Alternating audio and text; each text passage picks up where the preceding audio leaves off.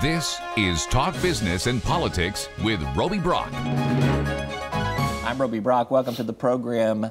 Mondays are a standing appointment with John Brummett from the Arkansas Democrat-Gazette. We're pleased to have him with us. Thanks for being here. Always a pleasure. Always. Love Monday. Yeah, well, hey, we got a lot to talk about. So let's begin with some late developing news on Friday where Donald Trump actually laid out allegedly a new policy towards Cuba here. He's wanting to do some things different from the Obama administration. But my question to you is, did he really change the Cuba policy that radically? No, I've got a phrase in the column that I've now pushed back to Wednesday that says Trump has sliced and diced the Cuban issue as finely as Bill Clinton sliced and diced the word is.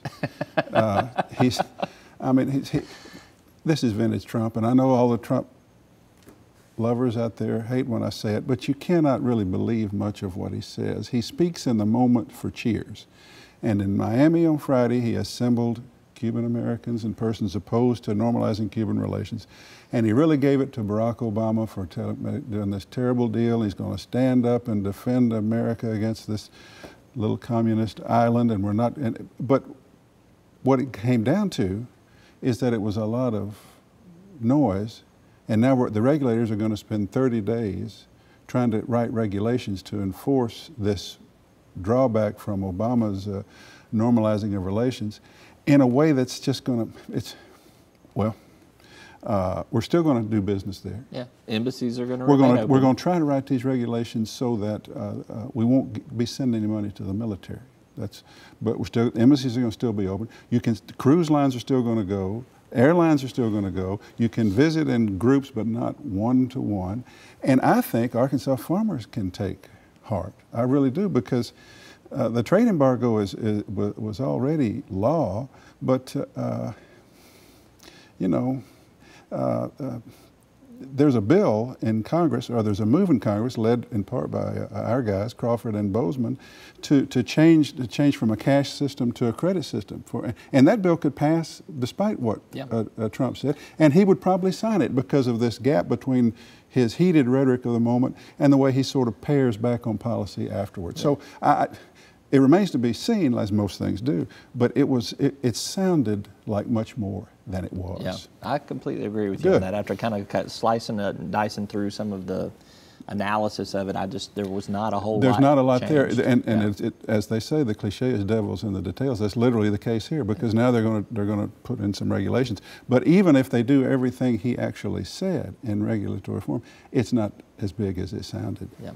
All right, let's turn our attention to the state of Georgia. There's going to be a special election on Tuesday between a Republican and a Democrat. John Ossoff and Karen Handel are squaring off against each other.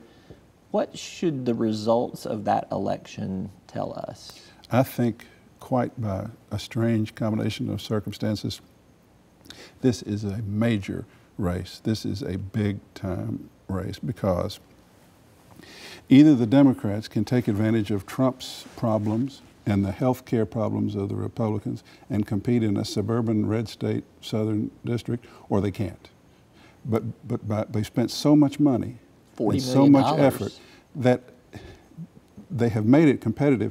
I think they have to win. I mean, I think the difference between Ossoff, the Democratic candidate, getting 49.9 and 50.1 is the whole story, because it could be that close. The Democrats have to win. If the Republicans win, they can say Trump is not a drag on the party.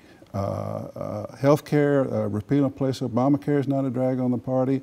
The Democrats took their best shot, had their best opportunity, spent all the money in the world, and we still beat them in the solid South. So this race has all sorts of momentum shifters and talking points going forward. It has become a very, very big deal. Yeah. So do you think we will overanalyze the results? Well, are you saying I just overanalyzed it? No, but I just know what happens when we get obsessive about one particular well, it's not even a midterm race, it's a special election ahead of the midterms, and there's still a lot of time I may have just overanalyzed it, and I guarantee you there will be overanalysis after. But in the moment, sort of in the way of a Trump speech, what comes after may not hold up, but in the moment tomorrow night, it is going to be presented as having major implications. And I really think that it will tell us something. This is a suburban district, but your immediate suburban districts, the demographics have changed, and the suburban women tend to not like Trump and tend to lean more to health care coverage. Your exurbans are more conservative now, but your immediate suburban districts can now be competitive. Georgia has been moving a little bit away from sort of Alabama red to some sort of toward North Carolina swing state. All of that is just going to be evidenced tonight. We know it's close. We know the Democrats have made gains. We know that Trump hurts the Republicans in that district. We know health care hurts the Republicans in that district. But so much, I think we're going to analyze it to the point that winning or losing is everything in terms of what happens. This is, by the way, just so everybody understands, Tom Price, the Health and Human Services Secretary, the man in charge of undoing Obamacare, was the congressman in this district. Yep. Trump felt comfortable appointing him to the cabinet because the Republicans felt certain 5 months ago, 6 months ago, yeah, well, we can save that district easy. That's not a problem. So already we know things have changed, but the stakes have become so high, I think it's all about a W or an L tomorrow night. It's going to be one to watch. All right, we're going to take a quick commercial break. We're going to come back and talk some state politics with John Brummett of the Arkansas Democrat-Gazette right after this. Arkansas Electric Cooperative Corporation provides electric energy across 2/3 of Arkansas. This is an exciting time in our energy history, with incredible progress being made in renewable energy and storage technologies. As our energy portfolio continues to diversify, we'll maintain an all-the-above strategy to provide reliable and affordable electricity. Ever since the first light bulbs were placed in our members' homes, the electric cooperatives have been the solutions provider for our members, and we want to continue that well into the future. Each day, the promise of our nation begins again. Arkansas and America, moving forward. I help make that promise a reality. It's not for everyone, but people everywhere depend on us. Trucking delivers, or everything stops. And that's what drives me. Welcome back to the program. It's Monday. We are with John Brummett of the Arkansas Democrat-Gazette. Let's turn our attention to state politics. Talk Business and Politics breaks a story on Friday about midday that the Bureau of Legislative Research needs permission to hire outside legal counsel because there are inquiries coming. My sources are telling me that it is FBI inquiries. Right. What's the potential here? Well, let me just back up, say 3 years. 3 years ago, legislative sources were telling me this General Improvement Fund investigation, which eventually has led to the 2 legislative indictments in Northwest Arkansas and 1 other, and then has other people implicated. That's big. That affects much more than that, they were saying.